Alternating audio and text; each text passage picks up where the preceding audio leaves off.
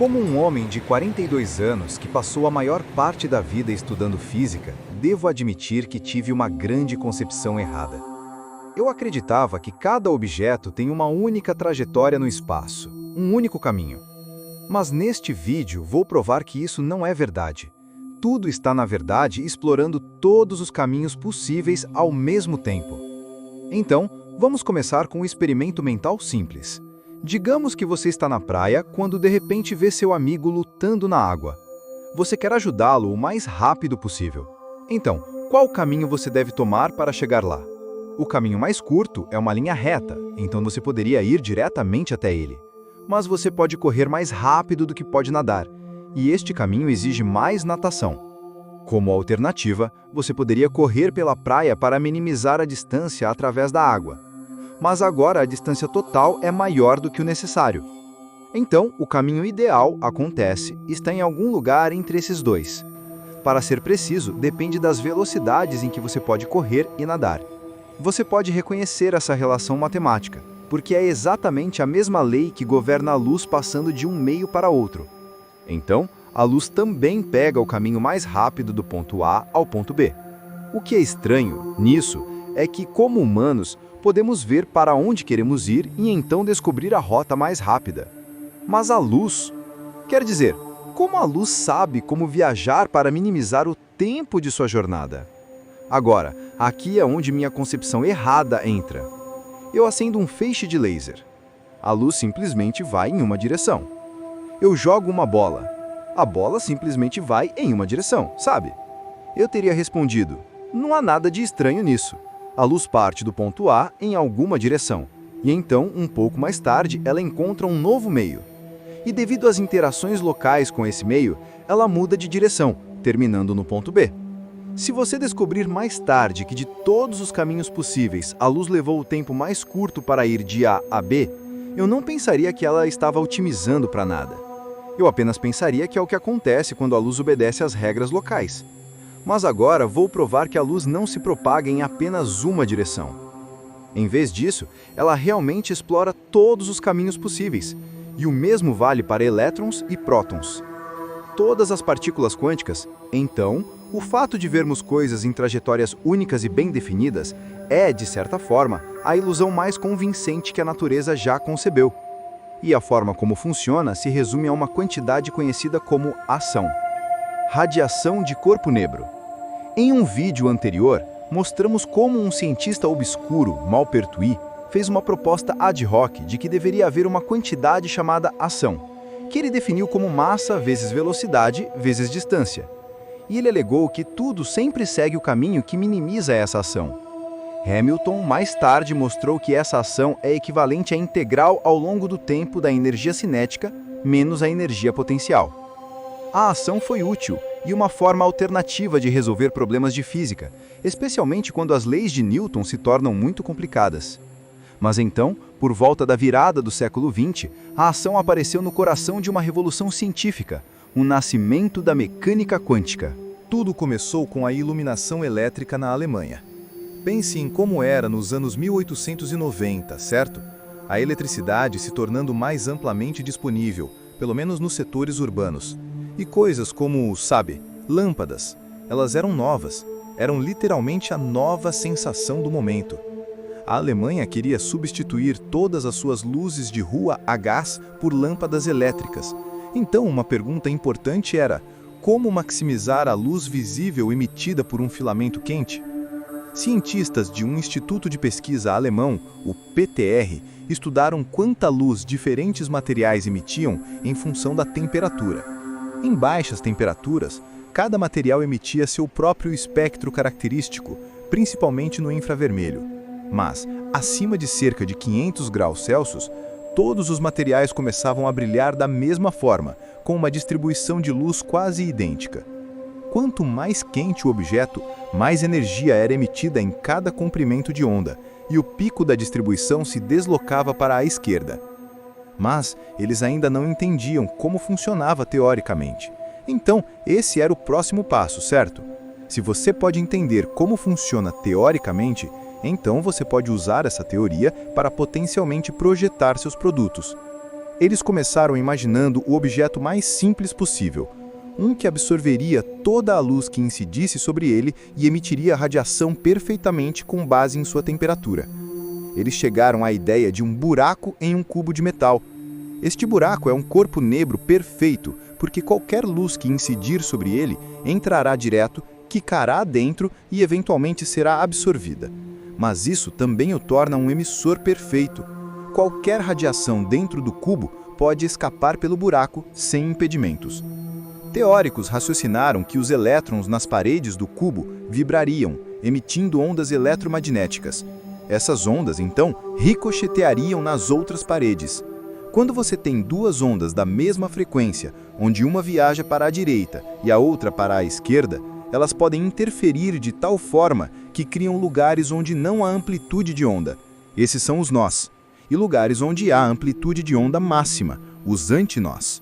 Ondas como essas são chamadas de ondas estacionárias, porque elas realmente não se movem para a direita ou para a esquerda. E dentro de uma cavidade, dado tempo suficiente e reflexões suficientes, são apenas essas ondas estacionárias que sobrevivem. Todas as outras simplesmente se cancelam.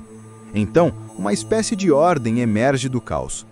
Em duas dimensões, as ondas estacionárias se parecem com isso.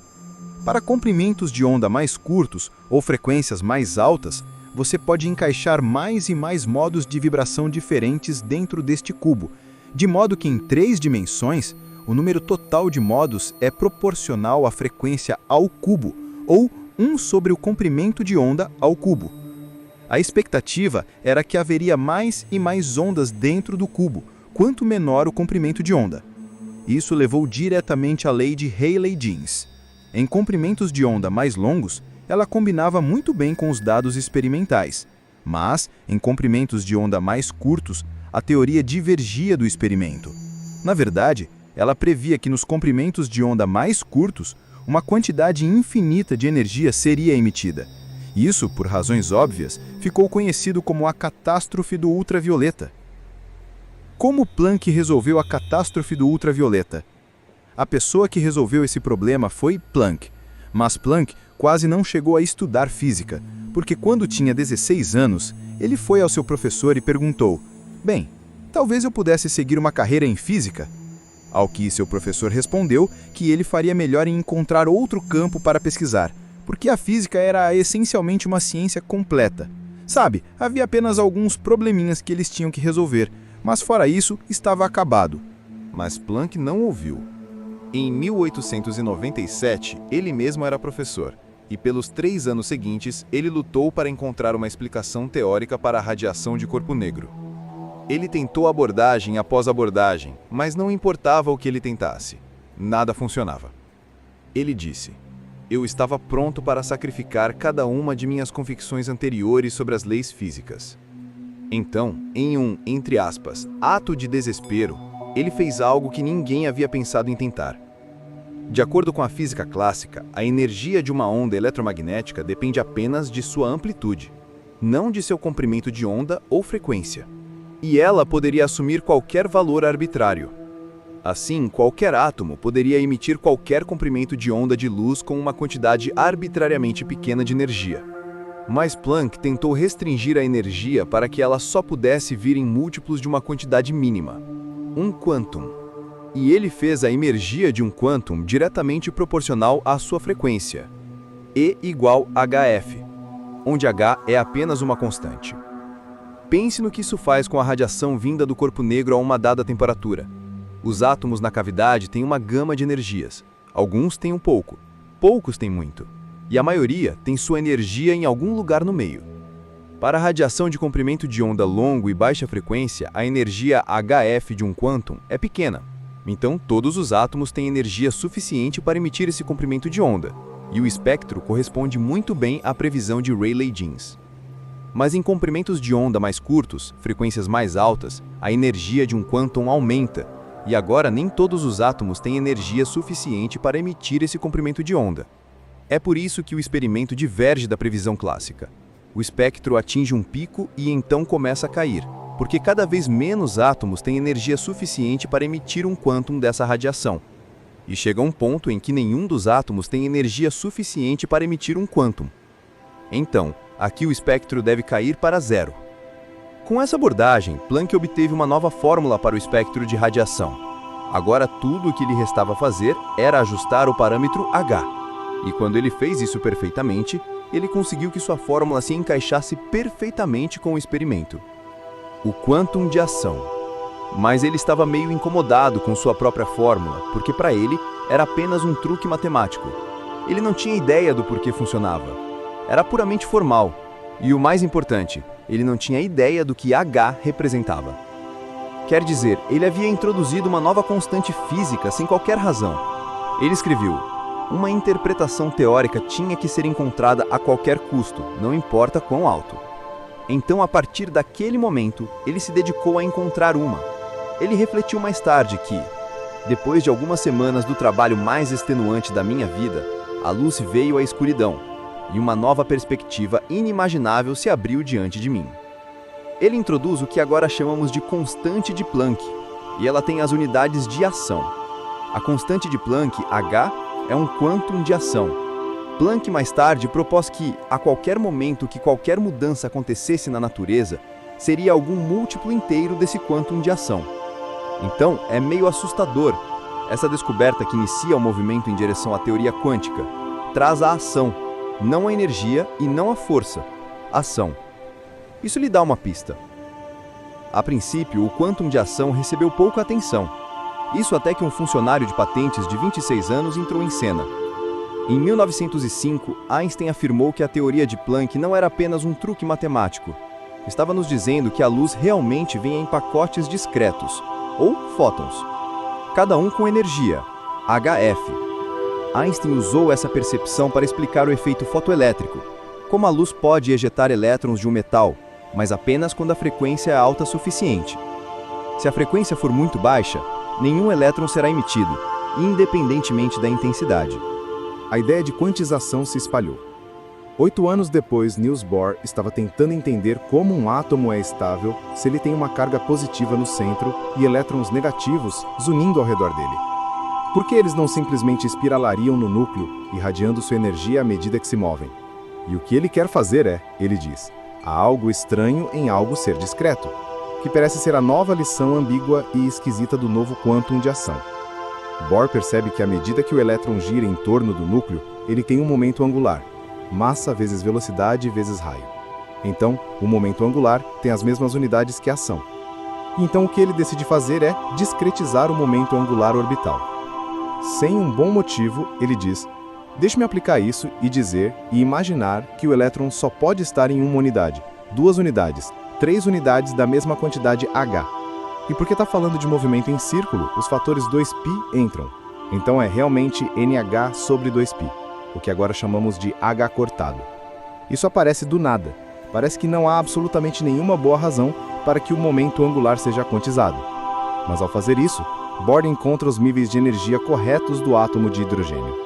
Quando um elétron salta de uma órbita superior para uma inferior, a diferença de energia é emitida como um fóton de uma cor particular de luz, exatamente reproduzindo o espectro do hidrogênio.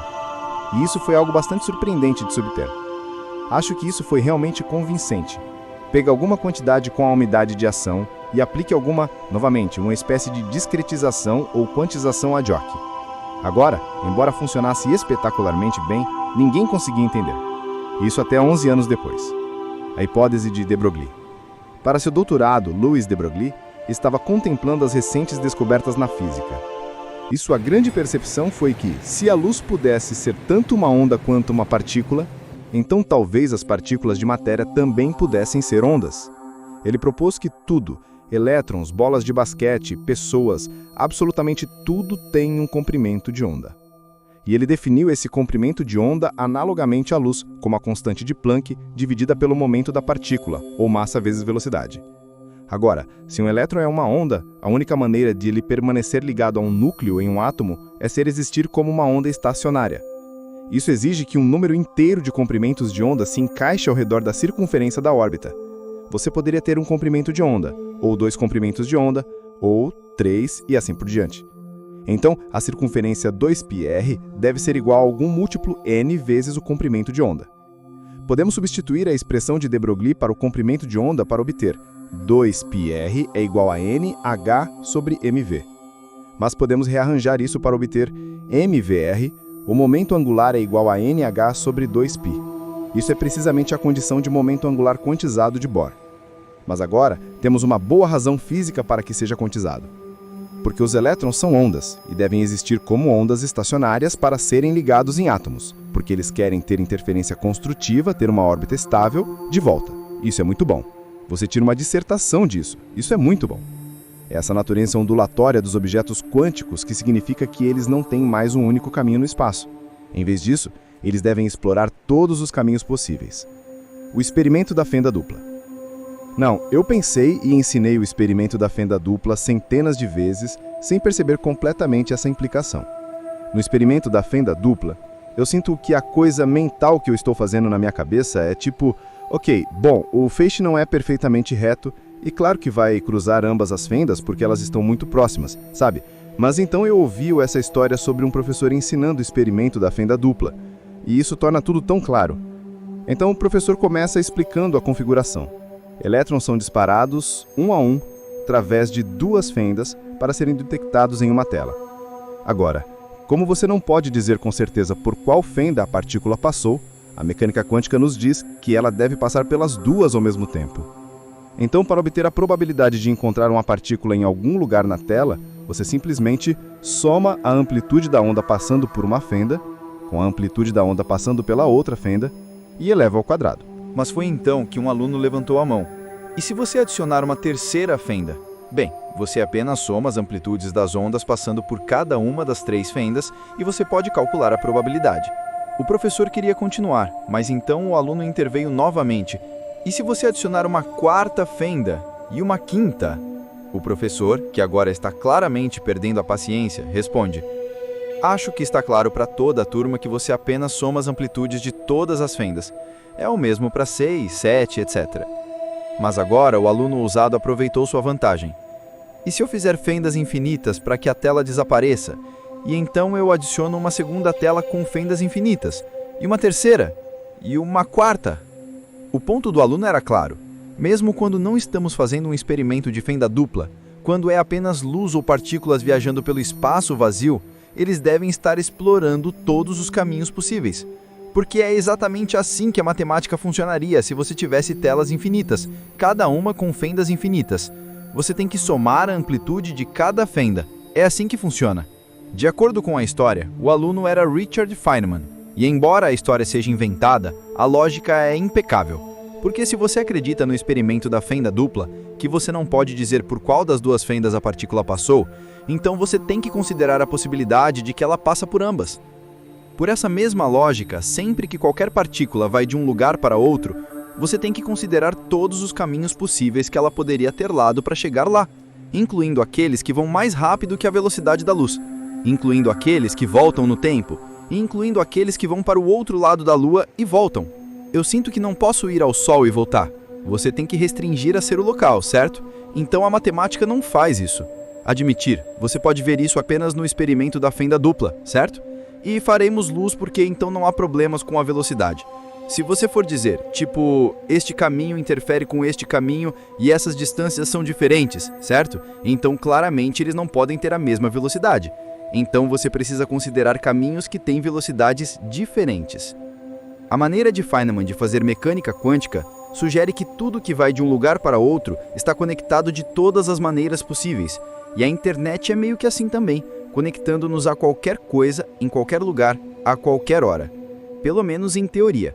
Ainda existem barreiras artificiais como geoblocos e restrições de país que bloqueiam partes da internet. Mas felizmente, há o subpatrocinador de hoje, o NordVPN, que pode ajudar a derrubar essas barreiras. Basta conectar-se a um de seus milhares de servidores, por exemplo, este nos Estados Unidos, e parece que você está acessando a internet de lá. A equipe e eu viajamos muito para fazer esses vídeos, e usar uma VPN é uma virada de chave. Isso nos permite acessar os sites de notícias e artigos que precisamos, não importa em que lugar do mundo estejamos. E pessoalmente, também adoro que o NordVPN me permita ficar por dentro de como os Canucks estão se saindo no Canadá. Não muito bem no momento. Os Canucks têm uma chance real de ganhar a Copa este ano. Mas para experimentar o NordVPN você mesmo, inscreva-se em nordvpn.com/veritasium. Clique naquele link na descrição ou escaneie este código. E quando você o fizer, você obtém um grande desconto em um plano de 2 anos e 4 meses adicionais gratuitamente. É o melhor negócio e também vem com uma garantia de devolução de dinheiro em 30 dias. Então, vá para nordvpn.com/veritasium para experimentar sem riscos. Quero agradecer ao NordVPN por patrocinar esta parte do vídeo. E agora, vamos voltar à maneira louca de Feynman de fazer mecânica quântica. Então, de acordo com o Feynman, sempre que uma partícula, um fóton ou mesmo um objeto macroscópico se move do ponto 1 para o ponto 2, ele tem alguma chance de pegar qualquer caminho. E por mais absurdo que possa parecer, ele descobriu que precisamos incluir todos esses caminhos em nosso cálculo, onde cada caminho tem o mesmo peso. Então, por que então não vemos todos esses caminhos malucos? Bem, isso ocorre porque ainda precisamos somar suas amplitudes. Para simplificar, imagine que temos apenas 3 caminhos. Então, é isso que vamos fazer. Primeiro, vamos pegar este. Quando a onda da partícula começa a segui-lo, ligamos um cronômetro. Ele gira e gira muito rápido, e quando chega ao ponto final, apertamos parar. Faremos o mesmo para os outros 2 caminhos. E então somamos as setas. Elevamos o resultado ao quadrado, e isso é então proporcional à probabilidade de a partícula ter tomado esses caminhos para chegar lá. Neste caso, a seta e o quadrado são bem pequenos. Então, a probabilidade de a partícula ir de 1 para 2 usando esses caminhos é pequena. Compare isso com esses 3 caminhos. Por exemplo. Bem, agora a seta é muito maior. E isso é importante. Quanto maior a seta resultante, maior a probabilidade desse evento acontecer. Agora, nesses exemplos, o cronômetro não está realmente medindo o tempo. Em vez disso, ele mede algo chamado fase. Assim como no experimento da fenda dupla, quando uma onda segue um caminho diferente do ponto 1 para o 2, ela terminará lá com uma fase diferente. E essa fase é o que determina a amplitude da onda naquele ponto. Matematicamente, podemos escrever a amplitude do nosso cronômetro como E elevado a Iφ, onde Φ é a fase. À medida que a onda da partícula segue um caminho, sua fase aumenta, girando o vetor. Então, a grande questão é, quanto a fase muda para cada caminho? Bem, para responder a isso, imagine que dividimos o caminho em muitas seções minúsculas, cada uma tão pequena que é efetivamente reta. Então, em cada seção, a onda da partícula percorre uma distância ΔX e um tempo ΔT. E o aumento na fase é fácil de calcular. Depende apenas do comprimento de onda e da frequência da onda. Para encontrar o aumento total na fase para o caminho completo, simplesmente somamos todos os pequenos aumentos de fase de todas as seções individuais. Mas podemos substituir lambda igual a h sobre mv de de Broglie. E usando E, podemos substituir a frequência. Também podemos simplificar escrevendo h sobre 2π como h cortado, para obter essa expressão. Então, podemos levar ΔT para a direita. E se fizermos ΔT infinitesimalmente pequeno, então podemos substituir essa soma por uma integral. Mas agora dx sobre dt é apenas velocidade. Então podemos escrever isso como mv². Agora sabemos que no caso mais simples, a energia total E é apenas cinética mais energia potencial. E substituindo, ficamos com a integral ao longo do tempo da energia cinética menos a energia potencial. Mas espera um segundo. Isso é apenas a ação clássica. Então, é a ação que determina quão rapidamente o cronômetro gira. À medida que a partícula se move ao longo de uma trajetória, sua ação aumenta, e é isso que aumenta a fase. E o que é importante notar é que h cortado é minúsculo. É cerca de 10 a menos 34 joules/segundo, o que é muito menor do que a ação de objetos comuns. Isso significa que a fase de objetos comuns em caminhos comuns gira zilhões de vezes, eventualmente apontando em alguma direção aleatória. Se você considerar um caminho ligeiramente diferente, a ação pode ser ligeiramente diferente. Digamos 0,01 joule/segundo diferente. Isso não parece muito, mas divida por h cortado e a seta girará 10 a 32 vezes mais. Então, novamente, ela simplesmente apontará em alguma direção aleatória. Isso é o que acontece com quase todos os caminhos possíveis. Então, quando você soma as fases, elas simplesmente se cancelam, elas interferem destrutivamente. A única exceção é para os caminhos mais próximos do caminho de menor ação, porque esses caminhos estão em um mínimo. Então, se você fizer pequenas mudanças no caminho para a primeira ordem, a ação não muda. E assim, para outros caminhos, que estão muito próximos do caminho de menor ação, suas setas apontam basicamente na mesma direção. Elas interferem construtivamente. E é por isso que esses são os caminhos que vemos. Isso explica como a luz sabe para onde ir. Quer dizer, não sabe. Ela apenas explora todos os caminhos possíveis. Mas os caminhos que acabamos vendo são aqueles que interferem construtivamente. E esses são os caminhos de menor ação. Então, na verdade, é assim que a mecânica clássica emerge da mecânica quântica. É por isso que uma bola segue a trajetória que segue e como os planetas orbitam o Sol. Eles realmente não têm uma trajetória precisa. Em vez disso, tudo explora todos os caminhos possíveis.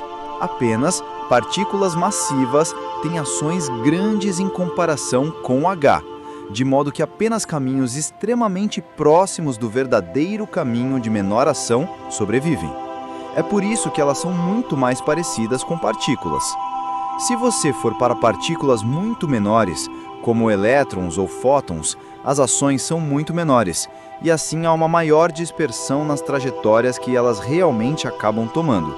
Agora você pode dizer, eu ainda não acredito em você, mas Casper tem esta demonstração incrível que deve convencê-lo 100% de que é realmente assim que o mundo funciona. Para fazer isso, peguei uma luz, um espelho e uma câmera.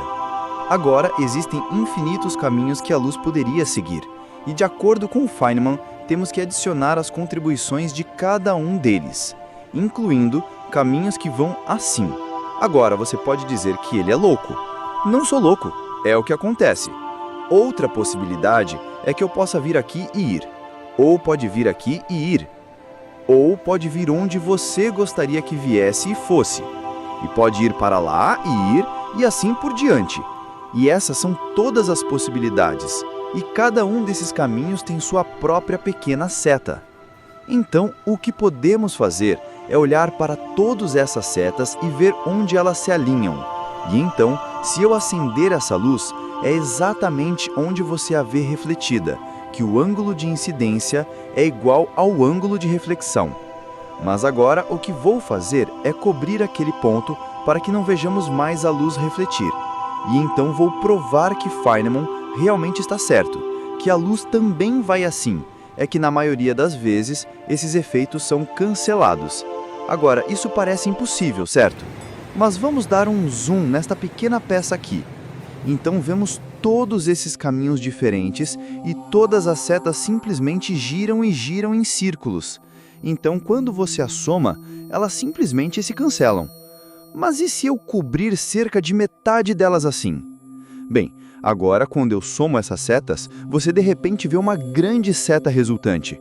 E então, se eu puder de alguma forma cobrir este espelho em muitas pequenas tiras, então eu devo ser capaz de fazer a luz refletir assim. E eu posso fazer isso com este pedaço de papel alumínio aqui. Neste pedaço de papel alumínio, há cerca de 1000 linhas por milímetro, e isso deve ser suficiente para obter este efeito. Então, deixe-me apagar as luzes. Então, vamos ver. Vou ligá-lo em 3, 2, 1. Nós o vemos! Isso é tão legal! Na verdade, parece muito mais estranho do que eu esperava. Eu estava esperando mais como um ponto, mas há muitos pontos onde está refletindo. Ah, ok. E só para mostrar, eu não estava te enganando. Bem debaixo deles está meu dedo. E mesmo com a luz acesa, sabe, vemos a luz refletir. E se removermos a tampa? Então o que vemos? Sim, vemos exatamente a reflexão normal, onde sempre deveria ir, que está bem ali. E então, temos agora todas essas reflexões extras, todos esses bits extras, onde o padrão simplesmente se alinha. Tão legal!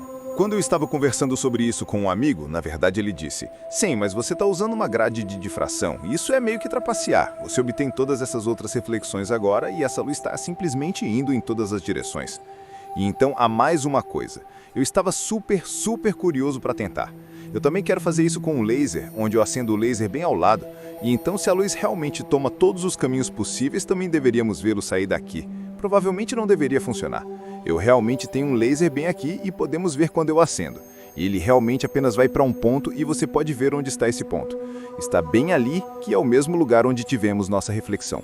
E você também pode ver agora, se olharmos para esta vista, que você não pode ver a luz do laser de forma alguma. Certo. Tipo, eu poderia ver o laser, mas tenho que trazê-lo até aqui. E então eu consigo ver a luz. Mas se eu apenas colocar aqui, você pode ver a reflexão. Agora, o que vou fazer a seguir é colocar este papel alumínio mágico. E vou colocá-lo aqui e podemos desligar isso. E agora vamos ver o que acontece quando eu ligo o laser. Espere. De jeito nenhum. Funciona! Pera, o quê? Veja para onde o laser está indo. Oh, meu Deus! Realmente funciona! O quê? Esta é definitivamente a demonstração mais legal que eu já fiz. Então o que eu estava fazendo é que eu estava segurando o laser, e posso mostrar agora, eu estava acendendo ele para baixo, tipo, dessa forma, e você ainda podia vê-lo refletir. Mas, se eu tirar isso, ele desaparece. E se eu colocar de volta, ele aparece, para que mostre realmente que não podemos nos livrar da área que dá zero, que realmente está se cancelando. E se fizermos coisas inteligentes com ele, podemos demonstrar a realidade das reflexões desta parte do espelho. Então, a luz e, por extensão, tudo, realmente explora todos os caminhos possíveis. É que na maioria das vezes, os caminhos malucos interferem destrutivamente. Isso ocorre porque as ações de caminhos próximos mudam rapidamente. A teoria de tudo. Eu estudei física durante a maior parte da minha vida e sinto que nunca apreciei realmente a importância da ação e do princípio da menor ação. Mas agora eu acho que finalmente entendi. E finalmente entendi porque, se você perguntar a físicos teóricos no que eles estão trabalhando, eles raramente falarão sobre energia ou forças. Na maioria das vezes, eles falarão sobre ação. Ninguém na física de partículas aborda a física de partículas de um ponto de vista diferente da menor ação. Mas ensinamos física historicamente e a menor ação é quase como o novato para entender a física. E então, sim, nós construímos, mas na realidade, acho que a vida é muito mais fácil quando você percebe esse princípio subjacente. Porque quando você o faz, tudo o que você precisa é escrever o lagrangiano correto para obter a ação correta e as leis da física aparecerão. Então você tem um lagrangiano separado para mecânica clássica, para relatividade especial, para eletrodinâmica e assim por diante. É uma estrutura matemática única que, uma vez que você aprende, pode aplicá-la em diferentes lugares exatamente da mesma maneira. A caça à teoria de tudo, certo? A coisa que englobará toda a física. Na realidade, o que as pessoas estão perguntando é: qual é esse lagrangiano que pode cuspir todas as leis da física neste universo? É isso que eles estão realmente perguntando. No momento, não o encontramos realmente, certo? Porque podemos unir as coisas, mas não sabemos se essa é a estrutura matemática adequada. Então, é isso que as pessoas estão procurando.